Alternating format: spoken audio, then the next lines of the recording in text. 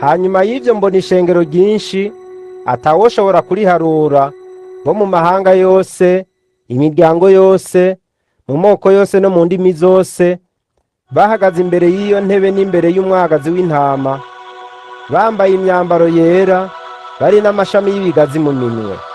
Basemerera n'ijwi rirenga bati, agakiza n'ak'Imana yacu itagiye kuri irya ntebe kandi n'ak'umwagazi w'intama. Abamarayika bose bari bahagaze bakikije ino ntebe, bakikije na ba bakuru na vya binyabugingo, bikubita hasi bubamye imbere y'intebe, basenga Imana bati, Amina, umugisha, uhimbazwa, ubwenge, ishimwe, icubahiro, ububasha n'ubushobozi n'ivy'Imana yacu ibihe bitazoshira.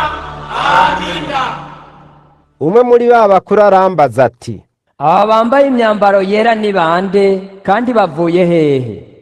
ndamwishura nti, mugenzi, ni wewe wobimenya.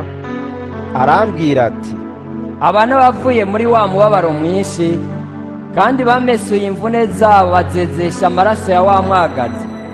Nico gituma baba imbere y'intebe y'Imana bakayikorera mu rusengero rwayo ku murango no mw'ijoro.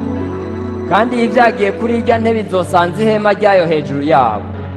Ntibazoba bakigira inzara ukundi, kandi ntibazoba bakigira inyota ukundi, kandi izuba ntirizobarabika canke intugumba yose.